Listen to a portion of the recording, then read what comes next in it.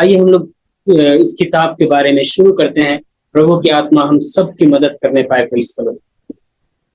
जैसा कि आपको पता है, हम लोग बीते दिनों सीखे थे कि लूका ने 2 बातें लिखी थी। लूका एक बहुत ही अच्छा ग्रंथ लेखक है। लूका धर्म वैज्ञानिक था। लूका डॉक्टर है। लूका धर्म वैज्ञानिक डॉक्टर है और बहुत ही सुलझा हुआ बाइबल का स्कॉलर है। बहुत ही सुलझा हुआ अच्छा लेखक है, जिसने अपनी लेखनी को 2 रूप दिया। पहला सुसमाचार में बदला और दूसरा सुसमाचार के द्वारा जो प्रभाव लोगों के बीच में, लोगों के जीवन में या परमेश्वर के वचनों में जो दिखाई देना है, उसके बारे में लिखा। हम लोग बीते दिनों में सीखे लूका के बारे में कि लूका थियोफिलुस को संबोधित करता है कि हे थियोफिलुस, ये रहा उन शिक्षाओं को मैंने अच्छे से जांच किया है, जिसको कि मैं तुझे ठीक ठीक आरंभ से सीखा, देखा, जांचा और अब मैं तेरे हाथ में सौंपता हूं ताकि तुम क्या उसको समझे, जाने और सीखे।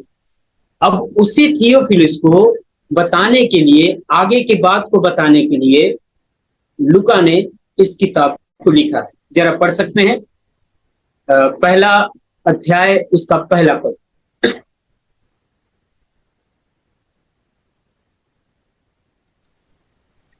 हे थियोफिलुस, मैंने पहली पुस्तक उन सब बातों के विषय लिखी जो यीशु आरंभ से करता और सिखाता रहा।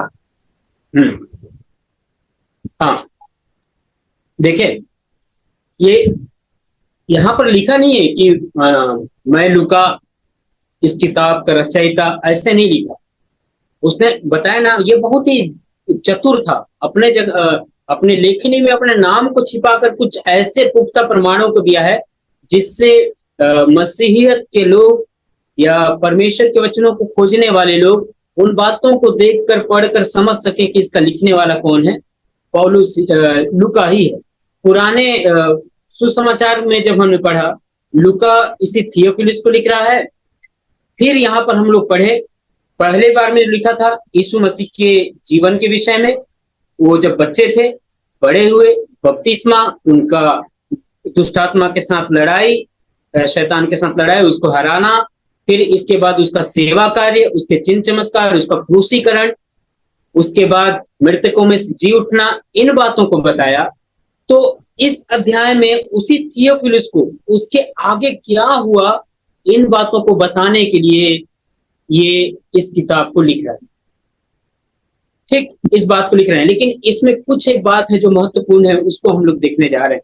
पहला, इस किताब का नाम क्या है? हम सभी जानते हैं, प्रेरितों के काम। इस किताब का विषय क्या है? इस किताब का विषय है सुसमाचार,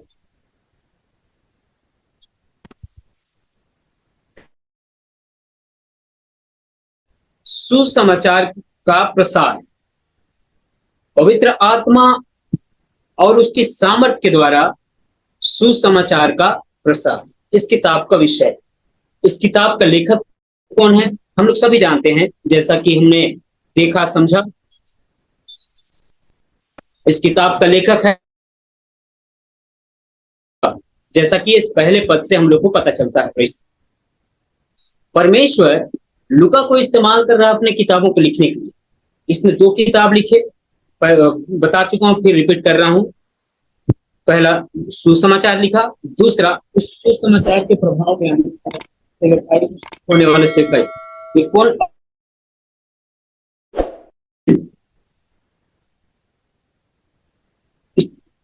परमेश्वर लूका को लिखने के लिए पवित्र आत्मा के द्वारा क्या कुछ होने वाला है, उस बात को बताने के लिए इस सेवकाई को लिखा है। अब हम इसी के बारे में आगे देखते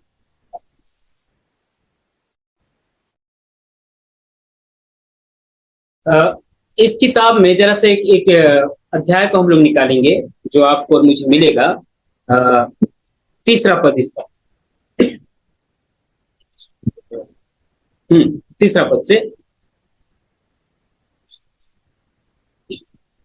उसने दुख उठाने के बाद बहुत से पक्के प्रमाणों से अपने आप को उन्हें जीवित दिखाया और 40 दिन तक वह उन्हें दिखाई देता रहा और हाँ। परमेश्वर के राज्य की बातें करता रहा। बस। और फिर आगे हम लोग पढ़ेंगे। देखिए, लूका जो इसको लिख रहा है ना, अपने किताब में जो जो बात उसने किया है, उन बातों को बताने के लिए 40 दिन तक प्रभु यीशु मसीह और रहे धरती में, जी उठने के बाद 40 दिन तक अपने लोगों के साथ रहे, उस बात को बताते हुए यहाँ पर इंगित कर रहे हैं। अभी आगे देखिएगा ना क्या कहता है। लूका इस किताब में क्या क्या चीज को लिखा उसको बता रहा हूं। ये किताब लूका ने छांट कर पुराने 30 वर्षों के इतिहास को, शुरुआती कलीसिया के 30 वर्षों के इतिहास को इस किताब में लूका ने दर्शाया है। इस 30 वर्षों में उसके जो सेवकाई का अनुभव रहा, उसमें 32 देश, 54 नगर और 9 भूमध्य सागर का टापू और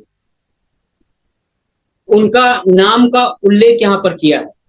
32 देश, 54 नगर, 9 भूमध्य सागर का टापू जो द्वीप वगैरह हैं, उनका नाम इसमें लिखा। जो यरूशलेम से रोम तक की सेवकाई पौलुस ने किया, उन सेवकाइयों में इन इन जगहों का नाम को, इन इन जगहों के अनुभवों को लूका ने इस जगह पर लिखा है, इस प्रेरितों के काम में लिखा है। शुरुआती समय में पता है, इस किताब के बारे में थोड़ा सा बता रहा हूँ। शुरुआती समय में लूका जो लिख रहा है, उसके लिखने के तरीके को बता रहा हूँ। लूका शुरुआती समय में कलीसिया के पास केवल 2 चीजें थी। पहला सुसमाचार, दूसरा पौलुस के पत्र। कलीसिया के पास 2 चीजें थी, सुसमाचार और पौलुस के पत्र। तो उन पत्रों को और सुसमाचारों को बीच में एक करने वाला, यदि कोई किताब है बाइबल में, तो उसको हम लोग प्रेरितों के काम नाम से जानते हैं। यह बाइबल के ठीक जगह पर, सुसमाचार के बाद, पत्रियों के जस्ट पहले, सुसमाचार के बाद और पत्रियों से ठीक शुरू में, एकदम ठीक जगह प्रभु की आत्मा ने सुयोजित ढंग से यहाँ पर रखने के लिए अगुवाई किया। तो क्या होता है, सुसमाचार को और पत्रियों की बातों को समझने के लिए, सुसमाचार के बाद क्या हुआ और पत्रियां कैसे अवस्था में लिखी गई, उन बातों को समझने और अच्छे ढंग से बताने के लिए प्रेरितों के काम को पत्र लूका ने यहाँ पर लिखा। कैसे लिखा है, कैसे कह सकते हैं लूका लूका क्यों इसको कह सकते हैं कि लूका ही इन चीजों को लिखा है, वो एकदम इसका लेखक वही है। वो कैसे जानता है जब लेखक है? तो हम लूका को परमेश्वर के प्रेरित के रूप में नहीं देखे हैं, जिसको परमेश्वर ने, यीशु मसीह ने चुनाव किया, उस समय चुना हो, ऐसा तो हमने नहीं देखा है। तो ये कैसे है, इसको जानने के लिए मेरे प्रियो जरा सा हम लोग एक अध्याय निकालेंगे, 16 अध्याय उसका 10 पद, इसी का।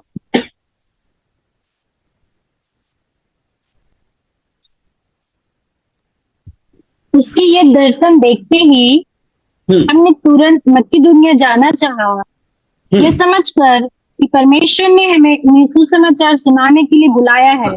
17 पद।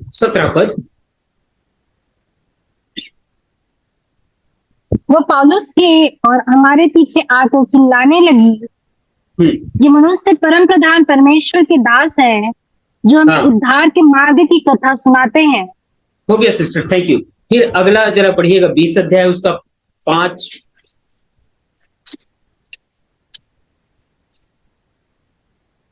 वे आगे जाकर त्रोआस में हमारी बाट जोहते रहे और हम अख़मीरी रोटी के दिनों के बाद फिलिप्पी से जहाज चढ़कर 5 दिन में त्रोआस में।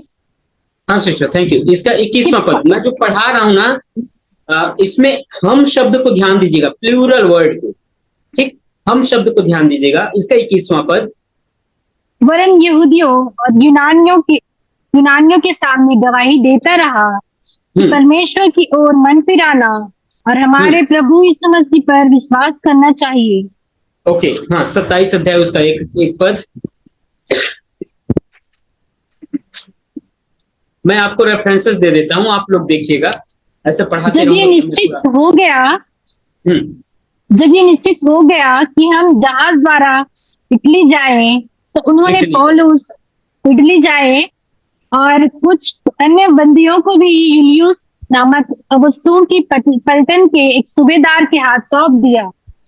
हो गया sister, thank you, praise Lord. यहाँ पर देखिए, मैं रेफरेंसेस आपको नोट करा दे रहा हूँ। 16 अध्याय उसका 10 से 17, 20 अध्याय 5 से 21, 27 अध्याय 1 से 28 अध्याय के 16 पद तक हम लोग जो हम शब्द पढ़ेंगे, ये इस बात को दिखाता है कि पौलुस और उसकी सेवकाई में जब वह यरूशलेम से रोम तक सेवकाई करने के लिए आगे बढ़ा था, तो पौलुस के साथ लूका भी साथ में था। लिखने वाला कौन है इसका? लूका।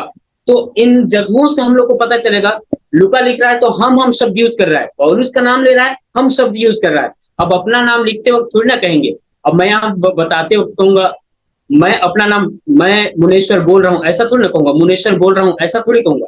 मैं अपने आप को मैं ही कहूंगा ना। या हम लोग साथ में मिलकर सीख रहे हैं, तो मैं हम सबको क्या कह रहा हूँ? संबोधित कर रहा हूँ। तो एक संबोधन का इसका शब्द से हमको यह पता चलता है कि पौलुस के साथ उसकी सेवकाई में, यरूशलेम से रोम तक की सेवकाई में साथ रह करके क्या क्या सेवकाई में इसने देखा, उन सारी बातों को यहाँ पर लूका प्रेरितों के काम में लिख रहा है। अब ये क्या क्या चीज को देखा है, इसी चीज को हम लोग देखने जा रहे हैं। इस किताब को लूका ने थियोफिलुस के लिए क्यों लिखा? क्या उद्देश्य है थियोफिलुस को देने के लिए? क्यों ये इस किताब के द्वारा ये बताना चाहता है? क्या बताना चाहता है? क्या उद्देश्य है इसका? कुछ यदि हम लोग देखें, वर्गीकरणों में यदि देखें, तो इसका 2 उद्देश्य हो सकते हैं, या 2 उद्देश्य आप मान लीजिए। पहला, जो सुसमाचार है, यह जो सुसमाचार है, इस सुसमाचार को अन्य जाति जगत में पहुंचाना। कैसे?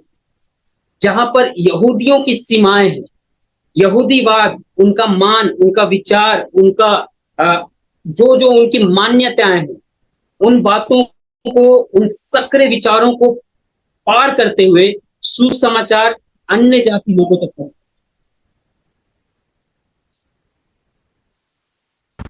अतुल भाई कौन है?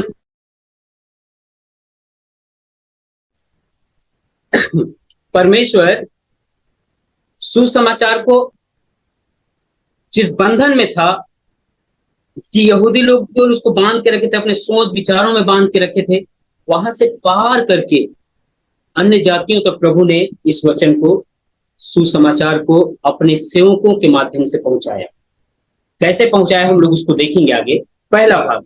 दूसरा भाग, कलीसिया और कलीसिया को दिया हुआ निर्देश, उसके लिए इस कलीसिया और कलीसिया को दिया हुआ निर्देश को कैसे प्रसार करना है, आगे कैसे बढ़ाना है, या प्रभु यीशु मसीह की उस महान आज्ञा को आगे कैसे बढ़ाना है, उस बात को मदद करने के लिए इसमें प्रभु ने एक बहुत ही महत्वपूर्ण व्यक्ति को प्रबंध किया। प्रेरितों के काम में एक बहुत ही महत्वपूर्ण व्यक्ति को प्रबंध किया परमेश्वर ने, कि वो क्या करे? वे परमेश्वर के सुसमाचार को फैलाने के लिए परमेश्वर द्वारा चुने हुए सेवकों को सुसमाचार को फैलाने के लिए मदद करे, सहायता करे। उस महत्वपूर्ण व्यक्ति का नाम आप सब जानते हैं, जैसा कि मैं समझता हूं। उस महत्वपूर्ण व्यक्ति का नाम क्या है? जरा सा निकालेंगे क्या? हम लोग देखते हैं, जिसको परमेश्वर ने अपने दास लूका के द्वारा 3 जगह पर उसके अहमियत को बताया है। 3 जगह पर उसका अहमियत है, जिसको हम लोग देखेंगे। जरा उसका नाम हम देखते हैं, कौन है वो व्यक्ति, जरा सा पढ़ेंगे इसी का पहला अध्याय, उसका 4 और 5, उसका उद्देश्य को बता रहा हूं। और उनसे मिलकर उन्हें आज्ञा दी कि यरूशलेम को ना छोड़ो, परंतु पिता की उस प्रतिज्ञा के पूरे होने की बाट जोड़ते रहो, जिसकी चर्चा तुम मुझसे सुन चुके हो। क्योंकि यूहन्ना ने तो पानी में बपतिस्मा दिया है, परंतु थोड़े दिनों के बाद तुम पवित्र आत्मा से बपतिस्मा पाओगे।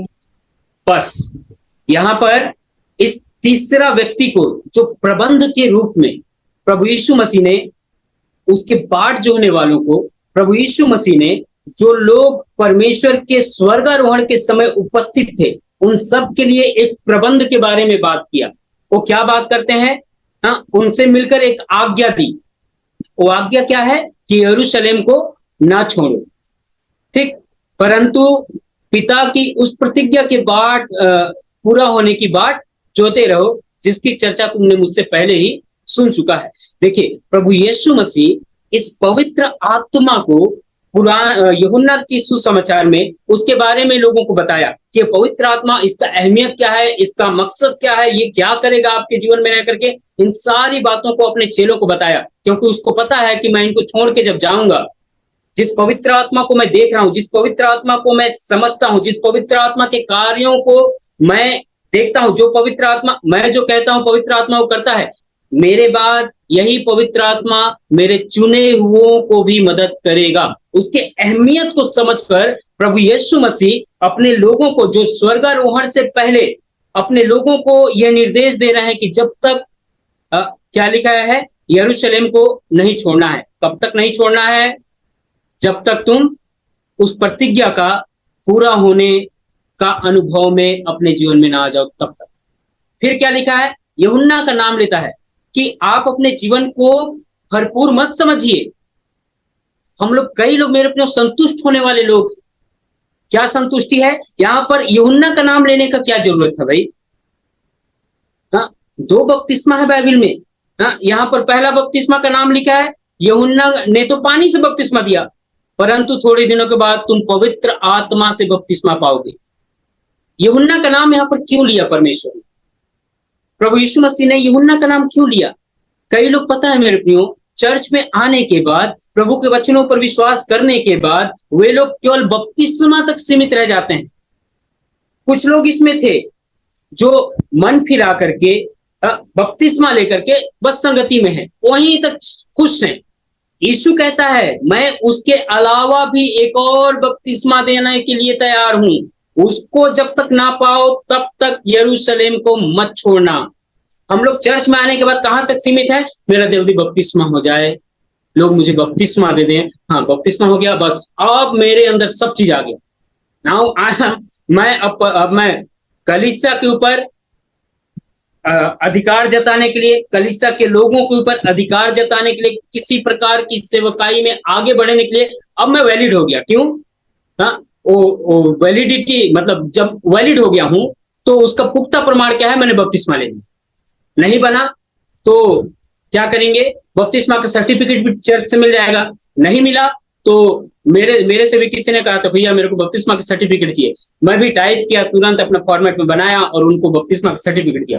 बोला, सर्टिफिकेट से कुछ होगा नहीं बाबू, सर्टिफिकेट से दुष्ट आत्मा निकलेगा नहीं, बताने से नहीं निकलेगा दुष्ट आत्मा, कुछ ठीक होगा नहीं। सर्टिफिकेट और बपतिस्मा शब्द से बपतिस्मा पाए हुए लोगों के लिए उनको एक और चीज के लिए प्रयास करना है कि प्रभु, इस बपतिस्मा के बाद मुझे एक और बपतिस्मा चाहिए, जिसके बारे में तूने वादा किया है, प्रतिज्ञा किया है, वो बपतिस्मा भी मेरे जीवन में पूरा होना चाहिए। ये बपतिस्मा क्या है पवित्र आत्मा को, उसको हम बताने के लिए कोशिश कर रहा हूं। प्रेस लॉर्ड, ये लूका प्रेरितों के काम में पवित्र आत्मा को कुछ खासा एकदम महत्व दिया है, क्योंकि कलीसिया, देखिए, ऐसे नहीं बढ़ेगा मेरे को, ऐसे नहीं बढ़ेगा। यहां पर लिखा है ना, 4 पद में हमने पढ़ा, यरूशलेम को ना छोड़ो। कब तक नहीं छोड़ना है? कब तक नहीं छोड़ना है? जब तक प्रतिज्ञा पूरा ना हो जाए। ये प्रतिज्ञा क्या है? पवित्र आत्मा का बपतिस्मा पाना। जब पवित्र आत्मा को बपतिस्मा पाएंगे तो क्या होगा? इसका एक मुख्य पद है, उसको हम लोग पढ़ते हैं, 8वां पद।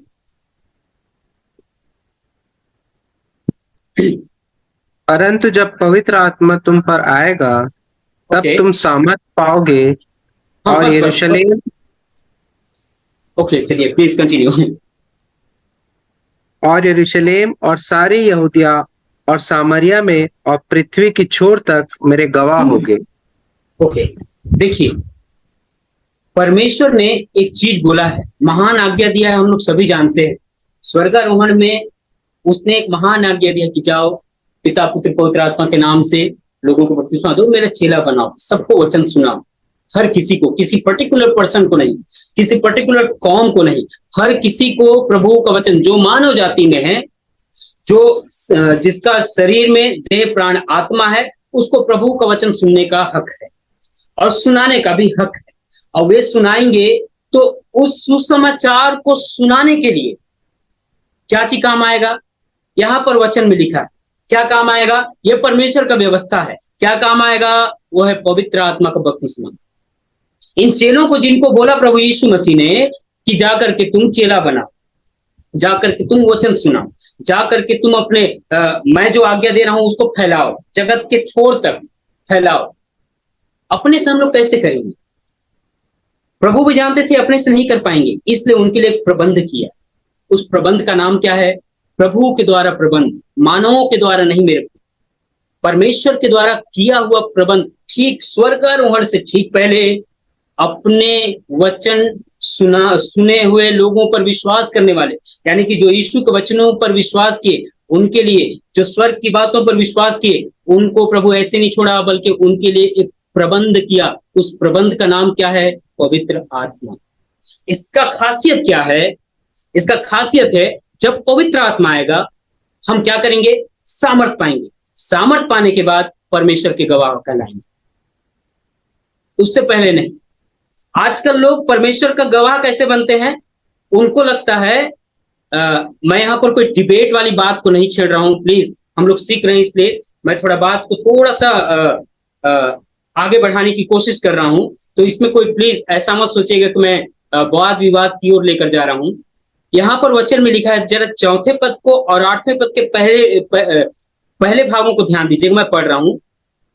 और उनसे मिलकर उन्हें आज्ञा दी, यरूशलेम को न छोड़ो। क्यों नहीं छोड़ना है? 8वें पद के पहले भाग में, परंतु जब पवित्र आत्मा तुम पर आएगा तुम सामर्थ पाओगे। यरूशलेम को कब तक नहीं छोड़ना है? पवित्र आत्मा के आने तक। ठीक, पवित्र आत्मा के आने तक। जैसे ही पवित्र आत्मा आया, इसके बाद लिखा है तब भी नहीं छोड़ना है। उसके बाद पवित्र आत्मा क्या करेगा? सामर्थ देगा। जब सामर्थ पाओगे तब जाकर के सारे जगत के छोर तक हम क्या बनेंगे? परमेश्वर के वचनों का गवाह, परमेश्वर के कामों का गवाह, उसके जी उठने का गवाह, उसके स्वर्ग का गवाह। लेकिन आजकल लोग क्या कर रहे हैं? वास्तव में आप प्रभावशाली कब होगे मेरे प्रियो? सब लोग यूनिवर्सिटी का डिग्री खोज रहे हैं। जैसे यूनिवर्सिटी का डिग्री आ गया, मैं फलाने यूनिवर्सिटी से पढ़ लिया हूं, ये रहा मेरे पास डिग्री, अब मैं परमेश्वर के वचनों को प्रचार करने या गवाही देने के लिए सामर्थ्य। ऐसा बोला क्या प्रभु? हाँ, तब तो गमलियल के चरणों में बैठकर, उसके पास बैठकर पौलुस बहुत बड़ा ज्ञान रखा था। उसको छोड़िए, निकोदेमुस बहुत बड़ा ज्ञानी था। वे लोग अपने गवाही को जब तक पवित्र आत्मा का अनुभव नहीं पाए, गवाही देने के लिए आगे नहीं आया। यहाँ गमलियल से सीखा हुआ व्यक्ति के बारे में चर्चा है।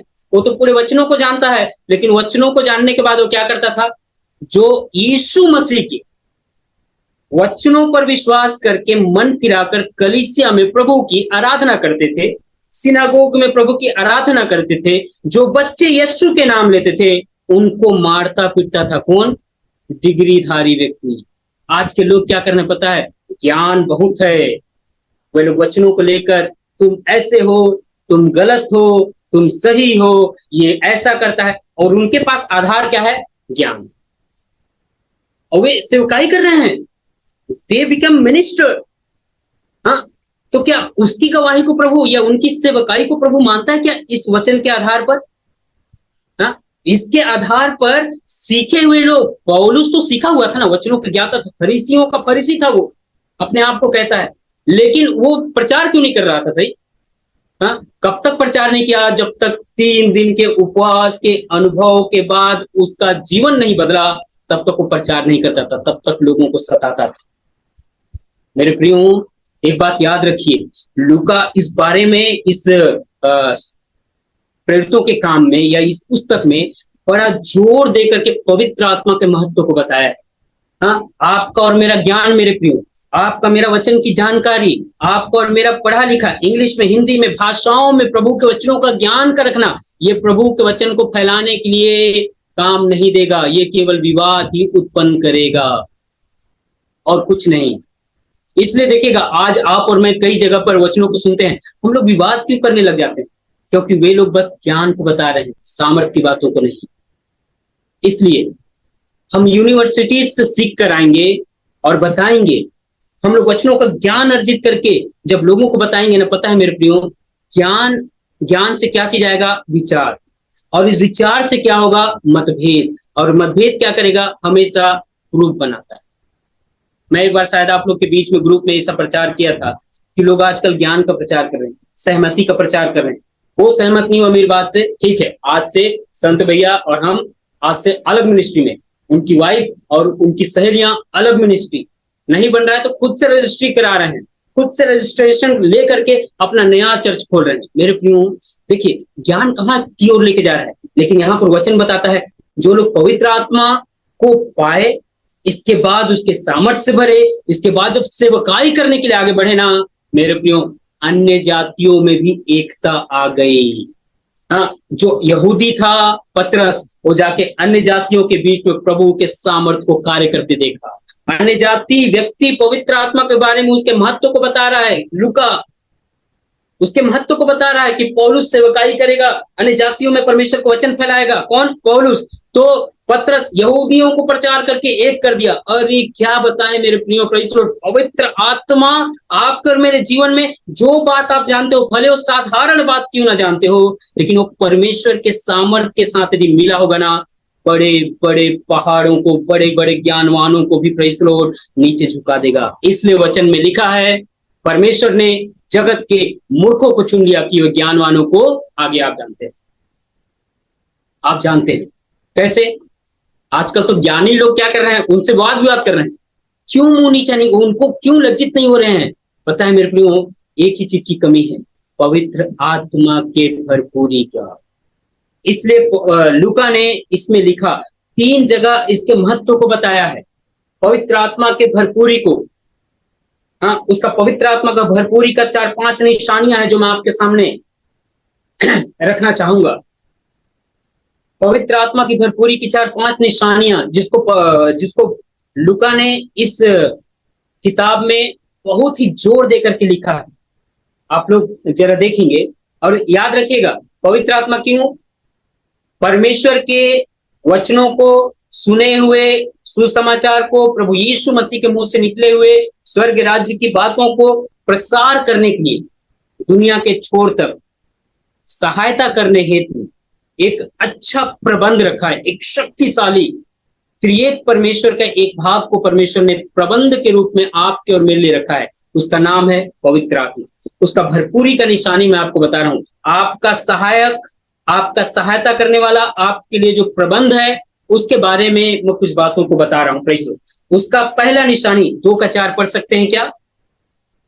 इसी का आप लोग नोट डाउन कर लीजिए, इसके बाद पढ़िएगा। 2 का 4, 10 अध्याय। ब्रदर मैं पहले बोल लेता हूं कुछ रेफरेंसेस, इसके बाद आप रीड करिएगा। ओके, 2 अध्याय उसका 4था पद, इसके बाद 10 अध्याय उसका 45 और 46 पद, इसके बाद 19 अध्याय 1 वचन से लेकर 7 वचन तक। यहां पर पहला निशानी है, उस निशानी का काम है पवित्र आत्मा के भरपूरी का निशानी का काम। निशानी क्या है? पहला निशानी अन्य भाषा। पढ़िएगा।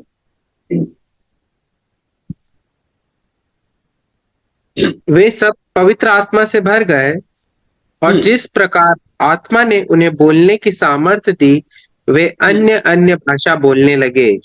Okay, next one. और जितने खतना किए हुए विश्वासी पतरस के साथ आए थे, वे सब चकित हुए कि अन्य जातियों पर भी पवित्र आत्मा का दान उंडेला गया है, क्योंकि उन्होंने उन्हें भांति भांति की भाषा बोलते और परमेश्वर की बड़ाई करते सुना। इसी का आगे पढ़ूं सर?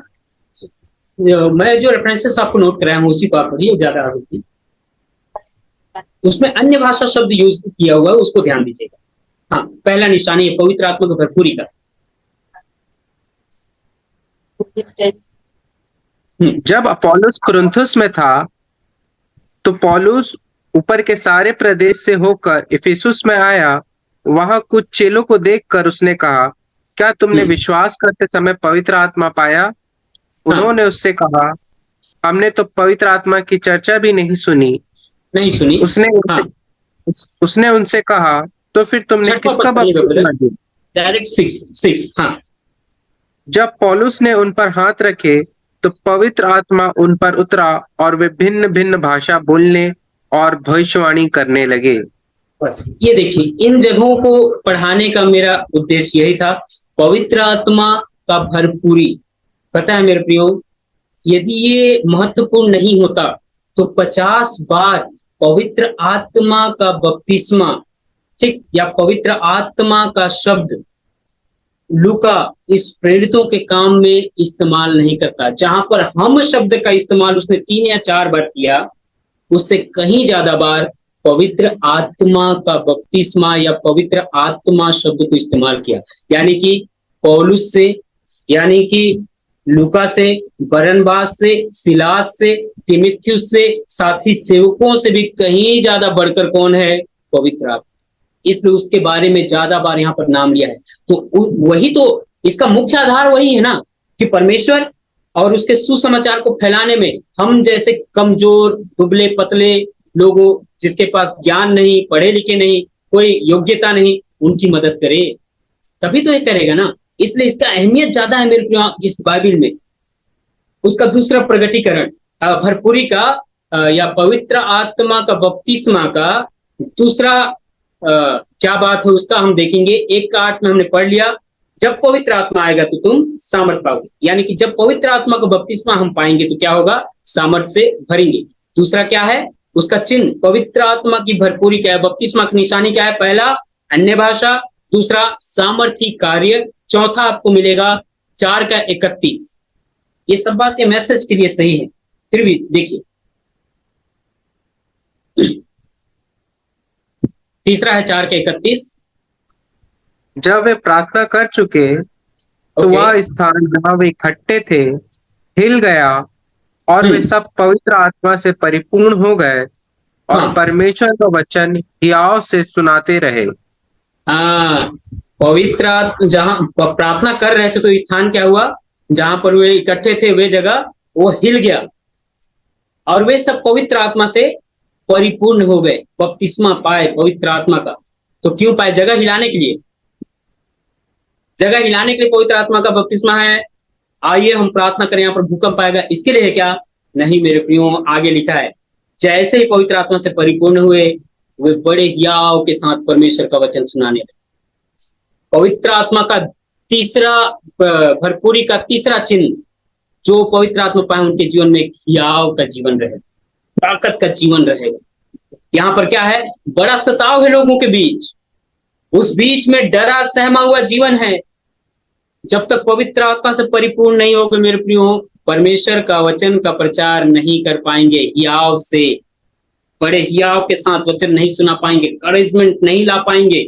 पता है, याद आ रहा है तो मैं उस बात को रख रहा हूं। परमेश्वर उस बात में उस भाई को अनुग्रह दे, उसको बढ़ाए। एक जगह मैं किसी भैया से बात कर रहा था और मैं उनको बोला कि भैया आप क्या करते हैं? काफी दिन बाद हम लोग आपसे मुलाकात हुई थी और कई साल बीतने के बाद मैं आपसे फोन में बात कर रहा हूँ, मैं आपको पहचान रहा हूँ कौन है करके। तब वो मेरे क्या बोले, अरे भैया मैं भी आपको जान रहा हूँ, सही में काफी सालों के बाद हम लोग एक दूसरे से बात की। तो मैं बोला आप कैसे हैं? अभी सब सही है? आप तो उस समय विश्वासी थे, क्या कर रहे हैं? तो बोलते हैं अरे भैया मैं सेवकाई में जाता हूँ। बोला अरे वाह, बहुत अच्छी बात है भाई, हमारे साथ संगति करने वाले आप भैया थे, हम लोग सेवकाई करते थे, पास्टर आपके लक्ष्मण भैया और मैं सेवकाई में उतर जाते थे तो मिले थे वो। अब क्या बोलते हैं? मैं बोला अभी कैसे कर रहे हैं? सेवकाई में जाते हैं कहीं? भैया मैं जहाँ सेवकाई करता था उस जगह, मतलब जहाँ संगति जाता था उनके साथ को छोड़ के मैं किसी और के साथ जुड़ गया हूँ। बोला अच्छी बात है, सेवकाई तो कर रहे हैं ना, संगति में तो है ना, विश्वास में तो है। हाँ भैया लेकिन आजकल थोड़ा बैठा हुआ हूँ, वो क्या है ना, विरोध ज्यादा चल रहा है, इसलिए मैं रुक गया हूँ, आगे नहीं आ रहा हूँ, पीछे पीछे रहता हूँ। और क्या कर रहा है? क्या कर रहा है? सेवकाई कर रहा है, सेवकाई कर रहा है, विरोध हो रहा है, इसलिए मैं थोड़ा भी पीछे पीछे आ गई। यहाँ पर वही हाल है 4थे अध्याय में। लेकिन ये सब क्या किए? डरे नहीं, प्रार्थना किए, पवित्र आत्मा से परिपूर्ण हो गए और क्या हुआ? बड़े हियाव से परमेश्वर के वचन को सुनाने लगे। मेरे प्रियो, पवित्र आत्मा आपको डरा कर बैठाएगा नहीं, पवित्र आत्मा मदद करेगा कि मैं कैसे परमेश्वर के वचन को लोगों में फैलाऊं। पवित्र आत्मा आपको डरा कर पीछे नहीं करेगा, पवित्र आत्मा में बहुत सारा चीज है मेरे प्रियो। हाँ, उसी के बारे में हम लोग देखने जा रहे हैं। पवित्र आत्मा की भरपूरी का निशानी पहला, मैंने क्या क्या बताया, आप लोग शायद नोट डाउन कर रहे होंगे तो पता होगा, मैं सीक्वेंस भूल जाऊंगा। अन्य भाषा, दूसरा सामर्थ्य काम, तीसरा क्या है, ये हियाव, जहां पर आप कमजोर पड़ोगे प्रभु आपको ताकत देगा, पवित्र आत्मा आपको ताकत देगा। किसके माध्यम से? पवित्र आत्मा के माध्यम से। Praise the Lord. अगला चीज 5 का 3, उसका 5 और 11। पतरस ने कहा, हे अनन्या, शैतान ने तेरे मन में यह बात क्यों डाली कि तू पवित्र आत्मा से झूठ बोले और ओके। भूमि के किससे झूठ बोले? पवित्र आत्मा से। आगे आगे 5वां पद। ये बातें सुनते ही हनन्या गिर पड़ा और प्राण छोड़ दिए, और सब ओके। सुनने वालों पर बड़ा भय छा गया। बड़ा भय छा गया। 11 पद। सारी कलीसिया पर और इन बातों के सब सुनने वालों पर बड़ा भय छा गया। अगला चीज पवित्र आत्मा की भरपूरी का निशानी मेरे प्रियो, जो आजकल लोग खुला सांड है ना, वो नहीं रहेंगे। पवित्र आत्मा का भरपूरी आएगा ना, हम जो खुले सांड हैं, अन्य भाषा बोलते हैं, इसके बावजूद भी हम बुराइयों में लिप्त रहते हैं। चर्च जाते हैं, इसके बावजूद हम लोग जो मन में आता है वो करते हैं। हम कलीसिया में, उसके संगति में, माध्यम कोई सा भी माध्यम क्यों ना हो, ऑनलाइन माध्यम हो, ऑफलाइन माध्यम हो, हम परमेश्वर की संगति में रहना पसंद करते हैं। लेकिन अपने काम, अपने विचार, अपने जीवन में हम परमेश्वर का भय नहीं मानते। पवित्र आत्मा से परिपूर्ण व्यक्ति परमेश्वर का भय मानेगा। Praise the Lord. वो भय मानेगा, परमेश्वर के भय को आपके अंदर लाएगा। मेरे प्रियो, आप आज और मैं, हम लोग सब कोई कुछ भी काम करने से पहले डरते हैं क्या? हम लोग डरते नहीं हैं, कर गुजरते हैं। अरे हम तो इंसान है, कर गुजरेंगे। मन एक डायलॉग अच्छा है लोगों के पास, हाँ, अरे इंसान है, गलती तो हो ही जाती है। हाँ, उसी गलती को यहाँ पर प्रभु ने बर्दाश्त नहीं किया। हाँ, यदि हम लोग चाहेंगे पवित्र आत्मा की भरपूरी में, हम लोग अपने आप को जिस दिन समझ लेना कि पवित्र आत्मा की भरपूरी में हूं मैं, भय ऑटोमेटिक आएगा मेरे को। हमको पता है ना, कह रहे मैं पवित्र आत्मा से भरा हुआ व्यक्ति ऐसा काम नहीं करूंगा। मेरे को प्रभु देख रहा है, मेरे को वो समझ रहा है, मेरे को परमेश्वर का वचन जांचता है भाई, प्रतिदिन मेरे हृदय को देखता है, पवित्र आत्मा मेरे मनों को जांच रहा है। ऐसे करके पता है मेरे को, हम लोगों के अंदर परमेश्वर का भय ला देगा। ठीक, परमेश्वर पवित्र भय को हमारे जीवन में प्रकट करेगा। ठीक, तो पवित्र आत्मा की भरपूरी का अगली निशानी क्या था? परमेश्वर के प्रति आपके और मेरे मन में क्या आएगी? भय आएगी। 6वां अध्याय, उसका 3 और 10 पद। मैं रेफरेंसेस बोलकर ऐसे रुक जाऊं क्या कि हाँ, 6वां अध्याय 3 और उसका 10।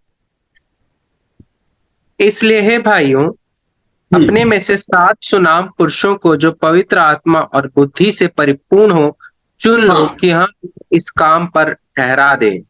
हाँ, 10वां पद। परंतु उस ज्ञान और उस आत्मा का जिससे वह बातें करता था, वे सामना ना कर सके। देखिए, अगला निशानी क्या है? पवित्र आत्मा पाया हुआ व्यक्ति, भले वो मूर्ख है, भले ज्ञानवान नहीं है, भले उसको पढ़ने नहीं आता है, भले उसको कुछ भी चीज पता नहीं है, लेकिन पता है जैसी पवित्र आत्मा पाएगा ना, पवित्र आत्मा उसको क्या, यहाँ पर क्या लिखा है? एक व्यक्ति को प्रभु ने चुना जो पवित्र आत्मा से, कलीसिया के लोगों ने चुना जो पवित्र आत्मा से पहला परिपूर्ण था। जब पवित्र आत्मा से परिपूर्ण हुआ तो उसको बुद्धि मिल गया, और जब वही व्यक्ति आगे आया तो उसका ज्ञान का सामना कोई कर नहीं पाया। तो पवित्र आत्मा की भरपूरी का अगली निशानी क्या है? पवित्र आत्मा मूर्खों को बुद्धिमान बनाएगा और ज्ञानवान बनाएगा। Praise the Lord. तो पवित्र आत्मा की भरपूरी का अगली निशानी ज्ञान और बुद्धि से परिपूर्ण हो जाएगा वो। मेरे प्रियो, जो लोग परमेश्वर की आत्मा को जानते हैं या उसके अनुभव में रहते हैं, उनके जीवन के अंदर ये सारे अनुभव आने ही चाहिए। थोड़ा सा मेहनत करेंगे तभी आएगा। और रुकने के लिए क्या बोला है? क्यों बोला है? कि रुको, ठहरो, जब तक इस चीज से परिपूर्ण ना हो जाए। हमको ठहरना है उस जगह पर। ऐसा भी नहीं है कि कुछ अन्य भाषा बोलने लगा चलो। हमारे इधर मेरे प्रियो, मैं बड़े दुख के साथ कह रहा हूं, जो 4 दिन प्रभु में आया, 5वें दिन वचन सुना, उद्धारकर्ता ग्रहण किया, 1 महीना में बपतिस्मा लिया या फिर 2 महीना, साल भर में बपतिस्मा लिया, अभी ढंग से वचन की शिक्षा को पाया नहीं, उसको बोलेंगे अब तो आप बपतिस्मा ले लिए, मतलब वो वैलिड हो गया भजन संहिता बोलने की, सेवकाई जाने के लिए।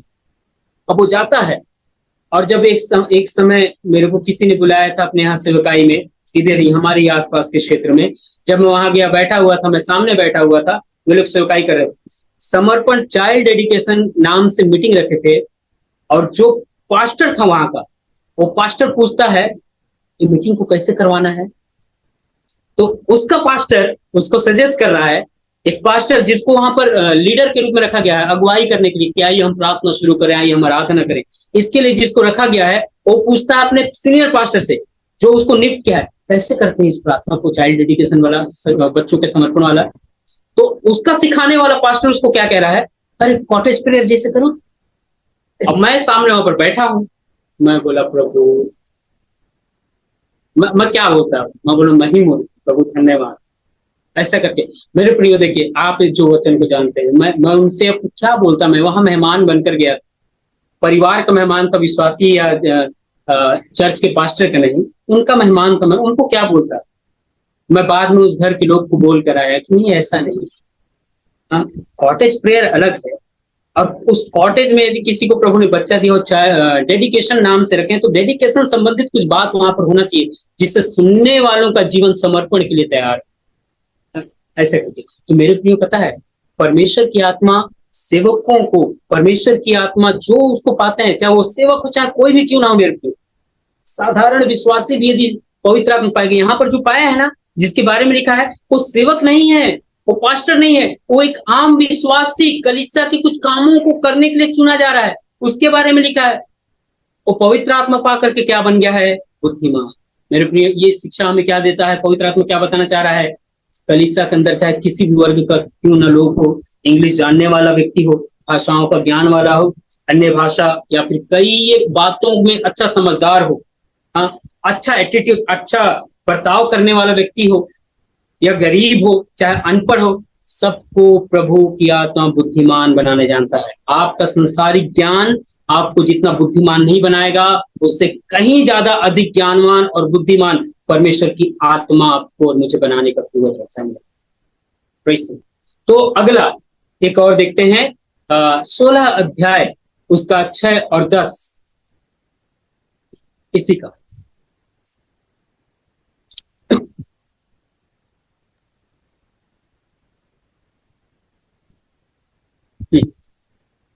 वे फुग्रिया और गलातिया प्रदेश में से होकर गए, क्योंकि पवित्र आत्मा ने उन्हें एशिया में वचन सुनाने से मना किया। ओके। उसके यह दर्शन देखते ही हमने तुरंत मकिदुनिया जाना चाहा, यह समझकर कि परमेश्वर ने हमें उन्हें सुसमाचार सुनाने के लिए बुलाया है। बस इसको 1 से लेकर मतलब 6 से लेकर 10 तक आप पूरा पढ़ लीजिएगा। यहाँ पर कुछ समझ में आया? पौलुस और इसके साथ ही सेवक तीमुथियुस और लूका कहीं और जाना चाह रहे हैं सेवकाई करने। गलातियों के प्रदेशों से होते हुए कहाँ जाना चाह रहे हैं? कहीं और जाना चाह रहे थे, लेकिन पवित्र आत्मा ने उनको उधर जाने से मना कर दिया और उनको कहाँ भेज दिया?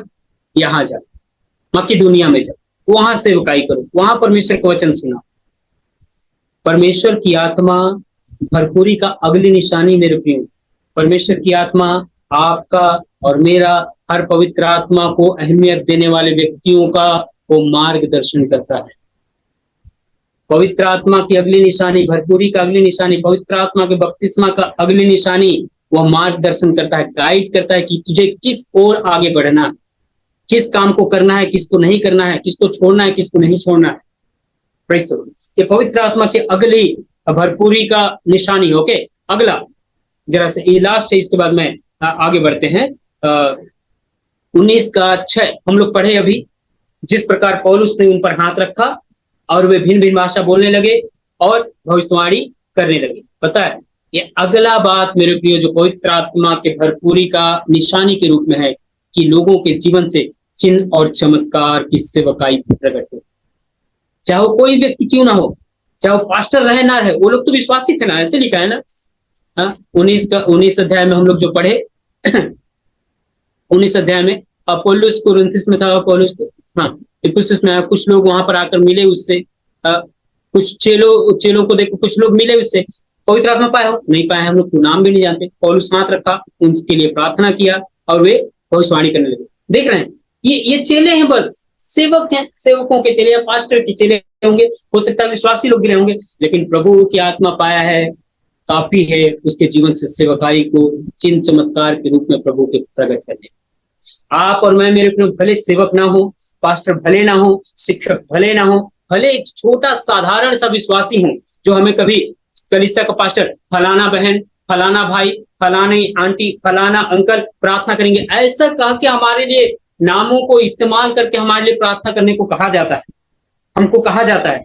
हम काफी है मेरे प्रियो, परमेश्वर की आत्मा हमारे जीवन से होकर के बड़े बड़े कार्यों को सुनकर परमेश्वर की आत्मा उन कार्यों को चिन्ह चमत्कार के रूप में होता हुआ दिखता है।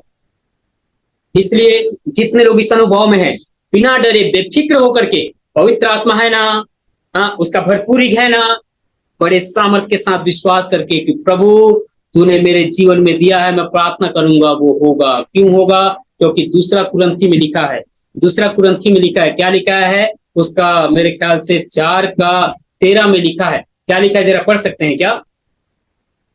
2 कुरिन्थियंस। इसलिए कि हमने वही विश्वास की आत्मा है जिसके विषय में लिखा है, हमने विश्वास किया इसलिए मैं बोला, अतः हम भी विश्वास करते हैं इसलिए बोलते हैं। ओके बस praise Lord, thank you brother. देख रहे हैं कौन सा आत्मा है हमारे अंदर? जो आत्मा है वो आपको और मुझे मेरे प्रियो हो विश्वास से दूर नहीं करेगा, चर्च से दूर नहीं करेगा, हल्लेलुया संगति से दूर नहीं करेगा, प्रार्थना से दूर नहीं करेगा, बल्कि वो विश्वास में और आगे बढ़ाएगा, आपको बोलने के लिए मजबूत करेगा। तू बोल दे, वो सब चीज होगा। Praise the Lord. ये आत्मा मेरे प्रियो, आत्मा की भरपूरी आपके और मेरे जीवन में यही सब कार्यों को प्रकट करता है। इसलिए लूका ने अपने आप में 3 बातों, पवित्र अपने बारे में भले कम लिखा, पौलुस के बारे में भले कम लिखा, लेकिन प्रेज द लॉर्ड पवित्र आत्मा के बारे में लगभग 50 बार लिखा है। सबसे ज्यादा अहमियत बाइबल में इस प्रेरितों के काम में उसी का है। Praise the Lord. उसी के द्वारा परमेश्वर का सुसमाचार पौलुस उससे मार्गदर्शन पाकर जहां जहां बताया वहां वहां परमेश्वर की कलीसिया बनते चली गई। इस किताब का मुख्य मकसद यही है, उद्देश्य यही है। हम लोग उद्देश्य में सीख रहे हैं ना। इस किताब का मकसद यही है कि परमेश्वर का जो सुसमाचार है उसको लोगों में बताना, और वो सुसमाचार क्या करेगा? कलीसिया का निर्माण करेगा, फिर जाकर के कलीसिया बनेगी मेरे। इसके बाद परमेश्वर की कलीसिया यहाँ पर बनना शुरू होगा पवित्र आत्मा के सामर्थ्य के द्वारा। ठीक इसका उद्देश्य पूरा। अब अगला देखते हैं इसका मुख्य पद क्या है। कोई रेफरेंसेस इसमें चाहिए होगा तो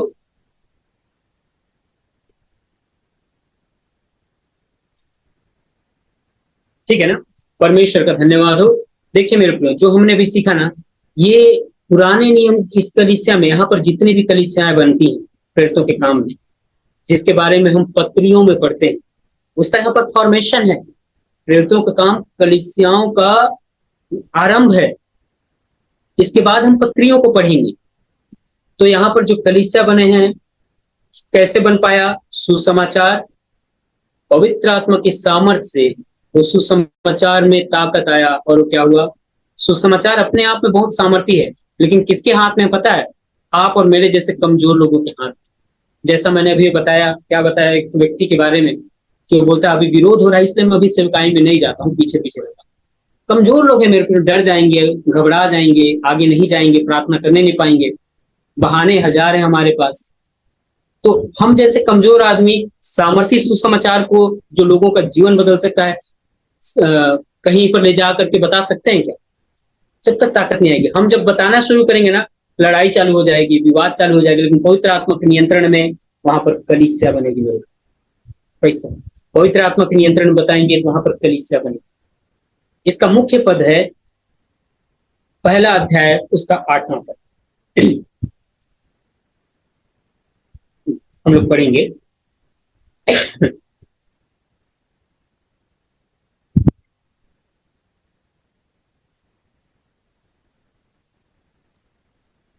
परंतु जब पवित्र आत्मा तुम पर आएगा तब तुम सामर्थ पाओगे और यरूशलेम और सारी यहूदिया और सामरिया में और पृथ्वी के छोर तक मेरे गवाह होगे।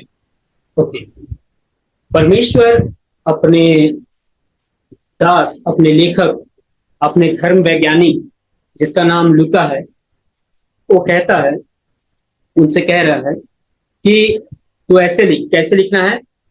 बड़ा ही कठिन कठिन शब्दों का इस्तेमाल करवाने के लिए वहां पर, जिसको यदि हम लोग किताबी भाषा में पढ़ें तो इस शब्द के लिए, इस एक अध्याय उसका 8वें पद के लिए जो शब्द यूज हुआ है वो 2 प्रकार का शब्द है। कौन कौन सा? पहला भाग उसका धर्म विज्ञान है, थियोलॉजी है, तो दूसरा भाग उसका जियोलॉजिकली है, मतलब कि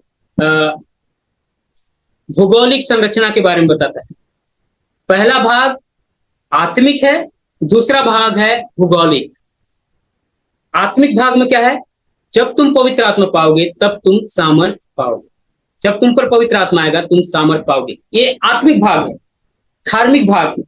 लेकिन इस धार्मिक भाग हमेशा आपको कहां ले जाएगा? भौगोलिक भाग में आगे बढ़ाने में। जैसे ही आत्मिक भाग मजबूत होगा, आपका और मेरा भौगोलिक संरचना वो बढ़ेगा। कहां कहां तक बढ़ेगा? 3 जगह लिखा है। कहां कहां? पहला यरूशलेम में, दूसरा यरूशलेम के आसपास के इलाके में।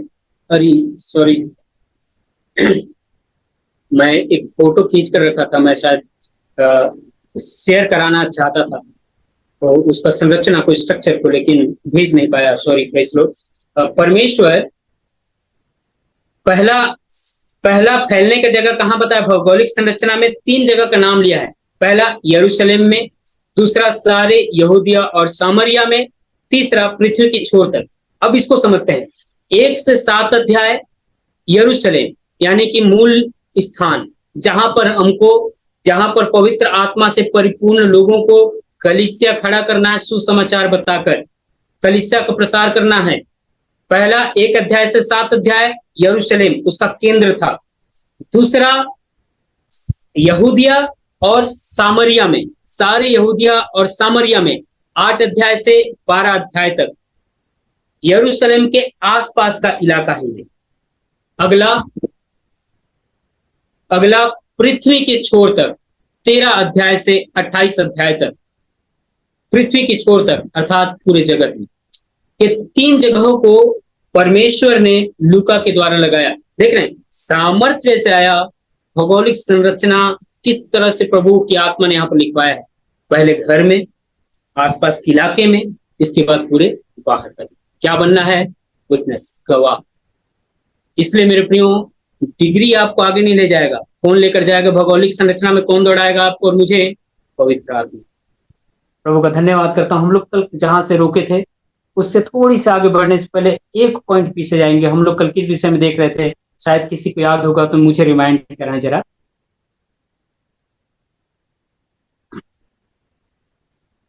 पवित्र आत्मा के बारे में, इसका मुख्य पद के विषय में हमने देखा था कि 1 का 8 वचन में लिखा है कि जब तक तुम सामर्थ ना पाओ, जब तुम सामर्थ पाओगे तब तुम यरूशलेम, सारी यहूदिया और पृथ्वी की छोर तक मेरे गवाह होगे। तो हमने इसमें थोड़ा सा देखा था पवित्र आत्मा के बारे में, और पवित्र आत्मा क्या कुछ कर सकता है इन बारे में हम लोगों ने देखा था। पवित्र आत्मा लोगों को काबिलियत देता है कि लोग क्या करें, परमेश्वर के वचनों को सीखें और उन बातों को गवाही के रूप में लोगों के सामने रखें। यहाँ पर ये बात बहुत ही ज्यादा मुख्य है कि गवाह कब बनेगा कोई व्यक्ति? कोई डिग्री आपको और मुझे गवाह नहीं बनाएगा जब तक पवित्र आत्मा का सामर्थ्य जीवन के ऊपर कार्य ना करे। हम लोग कल देखे थे कि कुछ लोग हैं जो ऐसा सोचते कि मैं डिग्री ले लिया, बाइबल की जानकारी होगी, वचनों की जानकारी होगी और अब मैं परमेश्वर का वचन को बताने लायक होगी। लेकिन यहाँ पर परमेश्वर का वचन हमें पवित्र आत्मा के महत्वपूर्ण सहायता को ये प्रेरितों का काम हमको बताता है। हमको 8वें पद में हमने जैसा कल देखा था कि परंतु जब पवित्र आत्मा आएगा तब तुम सामर्थ पाओगे। ये आत्मिक भाग है और इसका भौगोलिक भाग क्या है। और जैसे ही सामर्थ पाओगे तो कहां कहां जाएंगे? यरूशलेम, सारी यहूदिया और सामरिया में और पृथ्वी की छोर तक मेरे गवाह। इसमें यह नहीं बोला है कि परमेश्वर क्या करेगा, किसी विशेष व्यक्ति को गवाह बनाएगा। इसमें इन हर किसी को यह योग्यता प्रदान कर रहा है परमेश्वर कि तुम यदि पवित्र आत्मा पाओगे, उसके सामर्थ को पाओगे, पवित्र आत्मा से परिपूर्ण होगे, परमेश्वर आपको अपना गवाह के रूप में इस्तेमाल करना शुरू कर। जब भरोगे परमेश्वर उठाकर आगे बढ़ाएगा। हमने देखा था कहां कहां ले जाएगा। मूल स्थान 1 से 7 अध्याय तक, यानी यरूशलेम, यहूदिया और सामरिया, यरूशलेम के आसपास के क्षेत्र 8 से 12 तक अध्यायों में, पृथ्वी की छोर तक 13 अध्याय से 28 अध्याय, पृथ्वी की छोर तक हमको यहां तक पवित्र आत्मा गवाह बनाए। अब आगे थोड़ा सा देखते हैं। इसमें दो लोगों का, इस किताब में 2 प्रकार का हम हस्तक्षेप देखते हैं। 2 प्रकार का हस्तक्षेप, पहला सीधे सीधे परमेश्वर का है तो दूसरा मानवों का। तो मानवों का हस्तक्षेप कुछ इस तरह से है। मानवों में या मनुष्यों में एक परमेश्वर का अभिषिक्त है जिनको सेवकाई के लिए स्पेशली चुना गया है। जो उदाहरण के लिए पतरस को प्रभु ने खड़ा किया, यरूशलेम और उसके आसपास, यरूशलेम को सेंटर बनाकर यरूशलेम में सेवकाई करने के लिए परमेश्वर ने पतरस को चुना, वो सेवकाई करे। हम उसकी सेवकाई को 12 अध्याय में, 1 से लेकर 12 अध्याय में हम पतरस को यरूशलेम में सेवक के रूप में देखते हैं।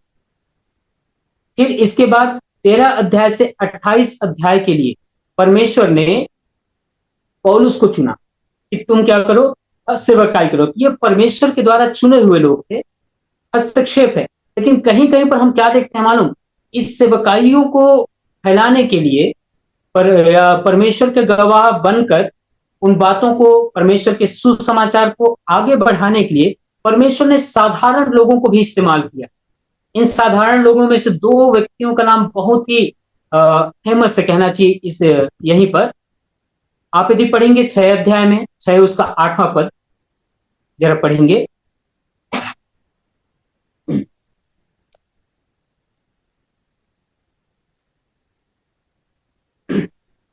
हाँ, 6 का 8, प्रेरितों के काम ही। स्टेफनस अनुग्रह और सामर्थ से परिपूर्ण होकर लोगों में बड़े बड़े अद्भुत काम और चिन्ह दिखाया करता था। ये स्टेफन ये साधारण व्यक्ति है, बस सेवकाई के लिए, कलीसिया के अंदर कुछ देखभाल करने के लिए इसको बस चुना हुआ व्यक्ति है। एक कलीसिया की देखभाल करने के लिए चुना हुआ व्यक्ति है। लेकिन ये क्या कर रहा है, बड़े अनुग्रह और सामर्थ्य से परिपूर्ण होकर लोगों में बड़े बड़े अद्भुत काम और चिन्ह दिखाया करता था। परमेश्वर स्टीफनुस को इस्तेमाल कर रहा है। इसका आप 8 अध्याय का उसका 5 से 13 तक पढ़ेंगे तो इसके बारे में हमको समझ में आएगा कि यहाँ पर पौलुस और उसकी अगुवाई में या उसके देखरेख में हम देखते हैं कि स्टीफनुस यहाँ पर शहीद हो रहे हैं। इसके बाद कलीसिया के ऊपर अत्याचार होने लगा, मतलब कलीसिया के लोग इस घटना को देखकर तितर बितर हो गए, इधर उधर चले गए। हाँ, कोई जाकर के सामरिया में रहने लगा, तो कोई जाकर के, मतलब दूर दूर तक ये जो अत्याचार हुआ ना, ये लोगों में ऐसा बिखराव ला दिया, मसीही लोगों में बिखराव ला दिया कि ये आसपास में जहां जहां से लोग आए थे ना आराधना करने, यरूशलेम, उस जगह तक चले गए भागकर कि यहाँ सताव हो रहा है तो हम इस जगह में चले जाते हैं। इस तरह से लोग भाग कर चले गए। एक व्यक्ति चला गया सामरिया, जिसको हम सभी जानते हैं। सामरिया में कौन गया था? फिलिपुस गया। ये भी साधारण व्यक्ति, ये स्पेशल मतलब प्रेरिताई का सेवकाई पाकर बाहर नहीं निकला है, ये भी साधारण है। लेकिन वचन में लिखा है सामरिया में इसके द्वारा प्रभु ने बड़े बड़े काम किए। वचन इसके द्वारा सुसमाचार सुनने के बाद लोग मन फिराए, मन फिराकर इतना ज्यादा कार्य प्रकट हुआ कि एक टोना व्यक्ति भी परमेश्वर के पास अपना घुटना टेका और घुटना टेकर बपतिस्मा लिया, पवित्र आत्मा के अनुभव को पाने की चाह रखा। साधारण लोग इसमें देख रहे हैं, परमेश्वर का डायरेक्ट हस्तक्षेप हमने देखा। इसके बाद जिसको सेवकाई के लिए प्रभु ने चुना है वे लोग हैं, वे तो है ही, लेकिन साधारण लोगों को परमेश्वर ने किस तरह से इस्तेमाल किया। मेरे प्रियो, ये सीखने की बात क्या है, जब हम सीख ही रहे ना तो हम लोग कभी भी कलीसिया के अंदर एक साधारण विश्वासी बनकर बैठते जरूर हैं, लेकिन अपने औहदे को पहचानिए जो पवित्र आत्मा आपके जीवन में देगी। उस काबिलियत को पहचानिए जो पवित्र आत्मा आपके और मेरे जीवन में देगा। ये शिक्षा है। प्रेरितों का काम कई लोगों को इंकरेज करने के लिए, न केवल सेवकाई की परिभाषा बताने के लिए, सेवकाई के तौर तरीके बताने के लिए है, बल्कि वह साधारण विश्वासियों को वे क्या कर सकते हैं, पवित्र आत्मा उनके जीवन से क्या कर सकता है कलीसिया की उन्नति को कराने के लिए, ये सब यहां पर है। मेरे इस किताब में हमने अभी देखा, इस किताब में पौलुस अंत करते हुए कहा जाते हैं। इस किताब में हम लोग जब खासियत को देखेंगे तो इसकी कुछ खासियत आपको मिलेगा। 1 अध्याय से 12 अध्याय में पत्रस सेवा करता है और 13 से 28 में पौलुस को अन्य जातियों के लिए परमेश्वर ने सेवक के रूप में चुना। अब इस बीच में क्या हो रहा है पता है, 15 अध्याय इसमें, इसका 15 अध्याय हम सभी सेवकों को, विश्वासियों को बड़े प्रार्थना के साथ पढ़ना चाहिए। कलीसिया में 2 समस्या थी, 2 समस्या। पहला 15 अध्याय में और दूसरा उसके बाद 15 अध्याय में क्या था, कलीसिया के अंदर की समस्या। कलीसिया के अंदर यहूदी और गैर यहूदी में आपस में उनका न बनना। कोई यहूदियों के साथ बैठ रहा है तो कोई अन्य जातियों के साथ बैठ रहा है, ये बात विवाद बन गया। आज भी कलीसिया में ये केवल एक कहना चाहिए प्रतिरूप है, छाया है। कलीसिया के अंदर विवाद, आपस में लोगों को न जमना। 15 अध्याय में भी यही था। विश्वासी हैं, सब यीशु के नाम पर विश्वास कर रहे हैं, सब उसी पवित्र आत्मा के अनुग्रह में चल रहे हैं, सब उसी सुसमाचार को सुन रहे हैं, सब उसी से अपने जीवन में उन्नति पा रहे हैं, लेकिन आपस में बातों के द्वारा लोग फंस रहे हैं। नहीं, अन्य जाति लोग ऐसा करते हैं, यहूदी लोग ऐसा करते हैं। ये बात एक समस्या का रूप लेकर के 15 अध्याय में है। प्रेरितों के काम 15 अध्याय में इसका निवारण किया गया। ठीक, इसका मतलब यह नहीं था कि कलीसिया रुक जाए। कोई समस्या, देखिए बाइबल में प्रेरितों के काम में 2 समस्या है। पहला समस्या कलीसियागत, कलीसिया के अंदर। दूसरा समस्या कलीसिया के बाहर। कलीसिया के बाहर क्या समस्या था? कलीसिया के बाहर था राजनैतिक समस्या, कलीसिया के बाहर था धार्मिक समस्या, कलीसिया के बाहर था आत्मिक समस्या, कलीसिया के बाहर था सताव, कलीसिया के बाहर था लोग यीशु मसीह के नाम को लेने वाले लोगों को सता रहे थे। इतना समस्या देख रहे हैं, लेकिन इसका निचोड़ क्या है हम लोग देखेंगे। 15 अध्याय को देखिए, कई कठिनाइयों को देखिए। इसमें हम लोग एक चीज इसमें देखने को मिलेगा। वो क्या चीज? प्रभु यीशु मसीह कलीसिया को कोई रोक नहीं पाए, आपस की समस्या नहीं रोक पाई, बाहर की समस्या नहीं रोक पाई प्रभु की कलीसिया को यीशु मसीह का नाम को पढ़ाई करने से। कलीसिया जिस दिन यीशु मसीह के नाम को अपने जीवन में ज्यादा महत्व देगी ना, आपस में भले मतभेद रहेगा, लेकिन जब वर्शिप करने की बारी आएगी, आराधना करने की बारी आएगी, नाम को ऊंचा उठाने की बारी आएगी ना। हमने अभी बीते दिनों में शायद आप लोगों के बीच में एक वचन को बोला था कि प्रभु एक मन बलवानों को, यदि बलवान हो तो तुम एक मन हो। काहे के लिए एक मन? बलवानों का असली मतलब यही है कि तुम एक मन करो सबको, ताकि परमेश्वर की एक मन से हम स्तुति कर सकें। यहां पर है बलवान लोग, आपसी मतभेद के बावजूद प्रभु यीशु का नाम कलीसिया के द्वारा ऊंचा उठा गया। आप और मेरी कलीसिया, आपकी कलीसिया, आपके स्थान की कलीसिया यीशु के नाम को ऊंचा उठाए। ये प्रेरितों के काम लिखने वाले लूका का मकसद है कि जो इसको पढ़े हुए लोग ये शिक्षा पाए कि हमारे कलीसिया के द्वारा यीशु का नाम ऊंचा किया जाए। इसीलिए समस्या को देखकर अपने आप में उससे पीछे मत हटिए। समस्या के द्वारा परमेश्वर की महिमा कैसे आगे बढ़ाना है, इस बात को ध्यान दें। फिर इस किताब में कुछ एक खास बात है, उसको हम लोग देखकर इस किताब को मैं रोकूंगा, फिर अगले किताब की ओर हम लोग रुख करेंगे। Praise the Lord. इस किताब में इतना प्रभावशाली होने के पीछे कुछ कारण है। इस किताब के भक्त लोग वो कारण को हमारे सामने, आपके मेरे सामने देते हैं। ठीक, ये किताब आज भी कलीसिया के कई एक सिद्धांतों के लिए लागू होना चाहिए। कई लोग छोड़ दिए हैं। लोग अपने कलीसिया में सिद्धांत सुनी सुनाई बातों को ला करके लागू कर रहे हैं, इसकी बातों को नहीं। इस कलीसिया की खासियत है, मतलब प्रेरितों के काम में जो कलीसियाएं हैं उनकी खासियत, ठीक, कि इसके बातों को निचोड़ को समझ के अपने कलीसिया में उसको लागू करें। दूसरा, पवित्र आत्मा। ठीक, तीसरा, शुरुआती समय के जो भक्त थे मेरे प्रियो, वे लोग प्रार्थना को बहुत महत्व देते थे। अब जहां देखिएगा वहां पर वे लोग अधिकतर प्रार्थना करने में अपना समय गुजारते थे, समय देते थे। मंदिर जाने को चूकते नहीं थे, मंदिर में आराधना करने के लिए जाने को चूकते नहीं थे। हमको पतरस यूहन्ना के द्वारा मिलता है। हाँ, जब पतरस बंदी गृह में बंद है, लौ लगाकर कलीसिया अपने अपने स्थान पर रहकर प्रार्थना कर रही है। पौलुस बेड़ियों से जकड़ा हुआ है, सिलास बेड़ियों से जकड़ा हुआ है, फिर भी प्रार्थना को, आराधना को महत्व दे रहे हैं। सिचुएशन कैसा भी क्यों ना है, भूखे मरना पड़ रहा है, पौलुस को फिर भी प्रार्थना कर रहा है। आंधी सामने से आ रही है, नाव टूट जा रहा है, फिर भी प्रार्थना को नहीं बंद किया है।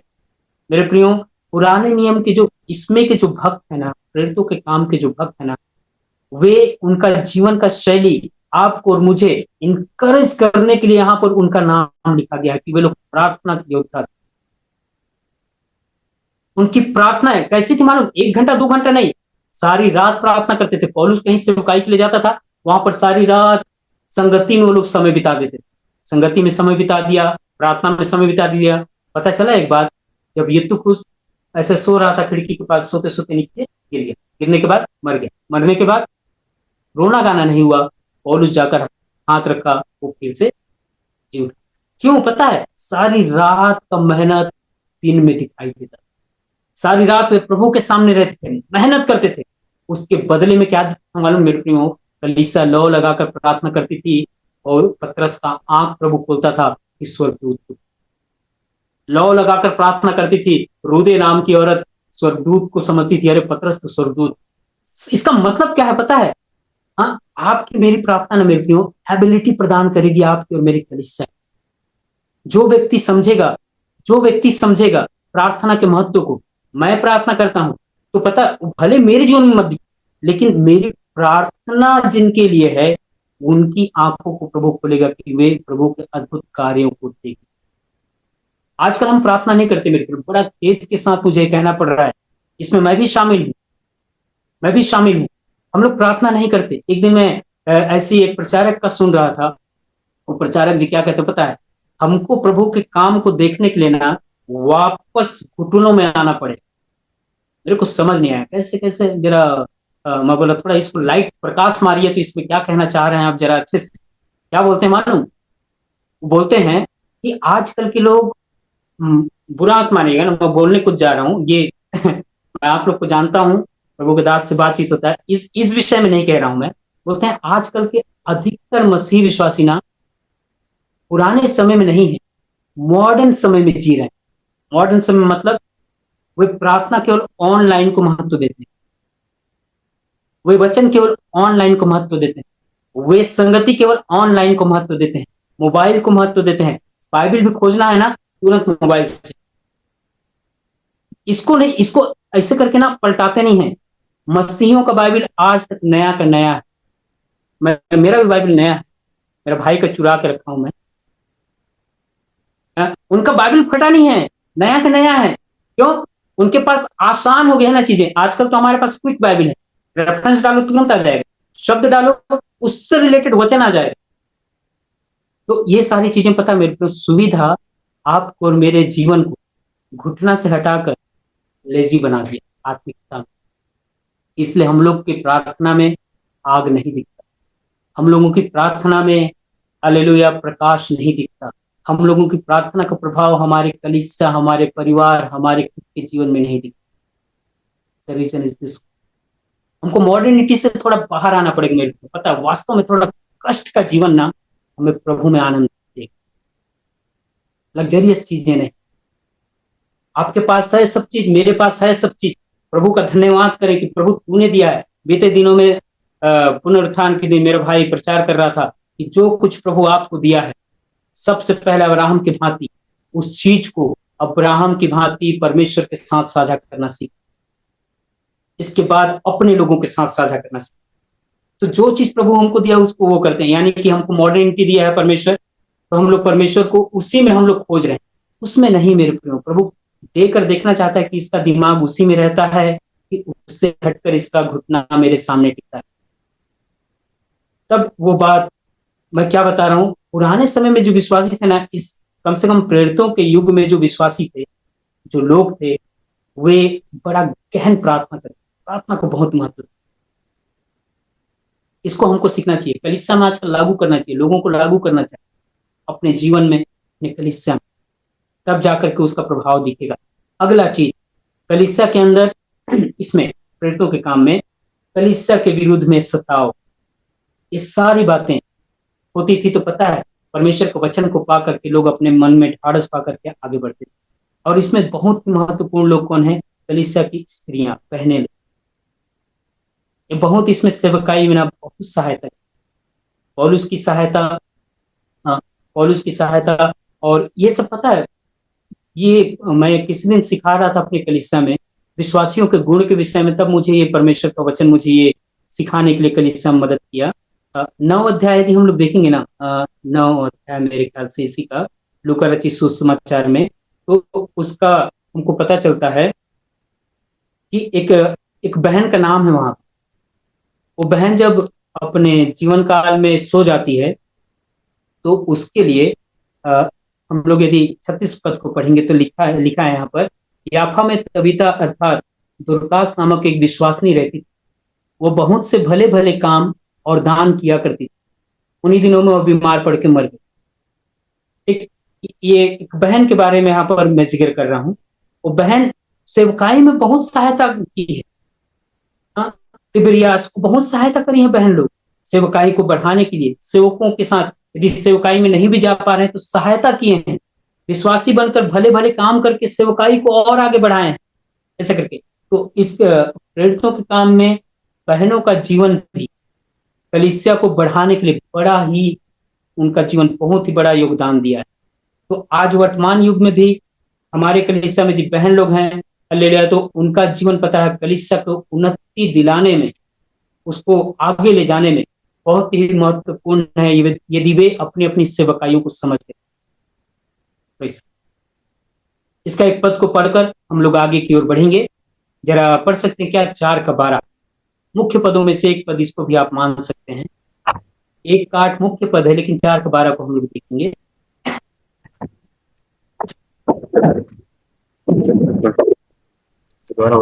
किसी दूसरे के द्वारा उद्धार नहीं, क्योंकि स्वर्ग के नीचे मनुष्य में और कोई दूसरा नाम नहीं दिया गया जिसके द्वारा हम उद्धार पा सके।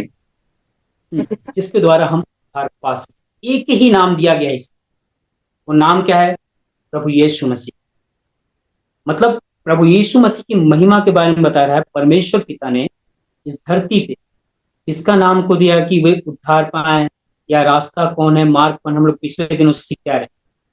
कोई दूसरा नाम नहीं है जिसके द्वारा लोग उद्धार पाए। उद्धार पाने के लिए प्रभु परमेश्वर यहोवा ने यीशु नाम दिया है, जिससे लोग उद्धार पाएंगे, उस पर विश्वास कराएंगे। सुसमाचार लोगों को उद्धार तक पहुंचाएगा, जिसके विषय में पौलुस सेवक बनकर सीरिया से अंताकिया तक परमेश्वर का वचन लेकर के इसको अंतिम करता है। कहां पर अंतिम कर रहा है, जरा सा हम लोग उसको देखेंगे। इसका अंतिम अध्याय में हम लोग आएंगे मेरे प्रियो। उसका 30 और 31। वह पूरे 2 वर्ष अपने भाड़े के घर में रहा और जो उसके पास आते थे उन सब से मिलता रहा और बिना रोक टोक बहुत निडर होकर परमेश्वर के राज्य का प्रचार करता और प्रभु यीशु मसीह की बातें सिखाता रहा। देख लीजिए, जिसका बोझ इसने पाया, जिसका बोझ इसने पाया, इसका खासियत मैं फिर से एक बार बता रहा हूं, पौलुस के जीवन का खासियत। ये फरीसियों का फरीसी अपने आप पे कहा, मैं बहुत ज्ञानी हूं, वचनों के मामले में बहुत जानता हूं, लेकिन वो जानकारी इसको प्रभु की सेवा के लिए तत्पर नहीं। वो जानकारी केवल इसको सताने के लिए, लोगों के मन के साथ उनको उनको दुख पहुंचाने के लिए वो जानकारी इसको मदद। लेकिन जैसे ही प्रभु और उसकी आत्मा के करीब में आया, सही सुसमाचार इसके जीवन को पता है, प्रभु का सेवक बनाकर अपनी चंगाई को नहीं, अपनी कमजोरी को नहीं, और उन सब से बाहर बस इसके मन की एक ही चाहत बन गई कि लोग उद्धार पाए। और ये जो लिखा है ना, निडर होकर, निडर शब्द क्यों यूज किया है? इसलिए क्योंकि ये जिस समय इसको ये वापस आ रहे थे, इनको पकड़कर रोम ले गया गया है, इनको बांध के रखा गया है, इनको कैदी बना दिया गया है, और इसके साथ एक सिपाही है, इसको नजरबंद रखा गया है, तू किसी से मिल नहीं सकता, कुछ नहीं कर सकता, कैद में है। लेकिन फिर भी प्रभु के वचनों को ये क्या कर रहा है, बताने से चुका नहीं है, बिना डरे सबके साथ प्रभु के वचनों को जो इससे मिलने आता उनसे बता। अब पौलुस का जीवन यहीं पर हमने वचन में पढ़ा कि वो रुका नहीं, वो सिखाता रहा, वचनों को सिखाता रहा। स्थितियां बदल गई, पौलुस स्वतंत्र था, स्वतंत्रता से कैद में आ गया, स्थितियां बदल गई, लेकिन पौलुस का स्वभाव नहीं बदला। वो कौन सा स्वभाव? लड़ाई झगड़े वाला नहीं, बल्कि लोग उद्धार पाए यीशु के नाम से, हालेलुया, अपने पापों की क्षमा पाए और परमेश्वर के राज्य के लिए, उसके राज्य के लिए अपने जीवन को तैयार। ये चीजें बताना नहीं छोड़ा। फिर इन्हीं अध्यायों में इसने क्या किया? पत्रियों को लिखा, जो कि यहां पर हम देखेंगे, आगे देखेंगे उसके बारे में। ये रुक गया ना, रुका नहीं है, यहां पर लिखा है, हमने पढ़ा प्रभु यीशु मसीह की बातें वह सिखाता रहा। ये कंटिन्यूअसली आगे बढ़ा ही, बढ़ते चला गया, जिसमें इसने क्या किया? पत्रियों को भी लिखा। उसके यात्रा को तो रोक दिया गया राजनीतिक विचारों के मत से, राजनीतिक कारणों से। उसके बाद उस समय के अधिकारी लोग इसके यात्रा को रोक दिए। तो ये बोला, मैं यात्रा नहीं कर सकता, कोई बात नहीं, मैं पत्र तो लिख सकता हूं ना। तो इसने कलीसियाओं के नाम पे पत्र लिखा, ताकि लोग अभी भी परमेश्वर के वचन को सीखें। मेरे प्रियो, हम इस बात से यह सीखते हैं, इस किताब से यह सीखें कि जो जलन, जो सेवकाई का भूख प्रभु आपको, जब हमने मन फिराया, प्रभु ने हमें दिया, वो हमारे अंतिम सांस तक बढ़ता चला जाए, घटे में बढ़ता जाए, यीशु के प्रति उत्साह बढ़ती जाए। आज एक गाना गाते थे, अब 2 गाना गाएंगे, अब लिखेंगे भी, बढ़ता जाए। पौलुस का 3 बात मैंने जो बताया नहीं, 3 बार अपने बारे में गवाही देता है। बोलता है, पहले मैं प्रकाश देखा, फिर बोलता है एक ज्योति देखा, प्रकाश ज्योति में तब्दील हुआ, फिर बोलता है मैंने सूर्य से भी तेज एक चमक को मैंने देखा। अपने जीवन के अनुभव में आगे बढ़ रहा है। प्रभु यीशु मसीह के साथ जो उसका इनकाउंटर हुआ था ना, उस इनकाउंटर के बारे में कहता है। जब अपनी गवाही देने की बारी आती है, लोग पकड़ के उसको ले जाते हैं और बोलते हैं कि तुम यीशु को क्यों जानते हो, बताओ तो राजाओं के सामने इस गवाही को रखता है। पहले यीशु प्रकाश के रूप में उससे मिला, फिर एक तेज ज्योति के रूप में मिला, फिर फाइनल में क्या कहते हैं, जब यीशु को पूरी तरह से पहचान गए तो बोलते हैं यीशु मसीह को मैंने प्रकाश से भी तेज रोशनी में। अनुभव को बढ़ाइए मेरे प्रियो, पौलुस की भांति हमको भी अपने विश्वास में बढ़ाना है, अपने उत्साह में आगे बढ़ना है, हमारे आत्मिक जीवन में जहां पर थे वहां पर नहीं रहना है, आगे बढ़ना है। पौलुस बुजुर्ग होने वाला है, लेकिन लूका कहता है वह अभी भी लोगों को सिखा रहा है। हे श्रीमान थियोफिलुस, जो इसने सिखाना शुरू में आरंभ किया, जिसके साथ में रहा, कैद हो गया है, फिर भी पत्रों को लिख रहा है, जारी रखा हुआ। तो यह है मेरे प्रियो प्रेरितों के काम का सारांश। और इसमें प्रभु यीशु मसीह आपको प्रेरितों के काम में, प्रभु यीशु मसीह अपने सेवकों के द्वारा उनकी सेवकाइयों में अद्भुत रीति से अपने आप को प्रकट करते हैं। तो ये प्रेरितों का काम यहाँ पर मैं रोक रहा हूँ, ये कंप्लीट हो गया मेरे हिसाब से। हमारे सीखने के लिए ये काफी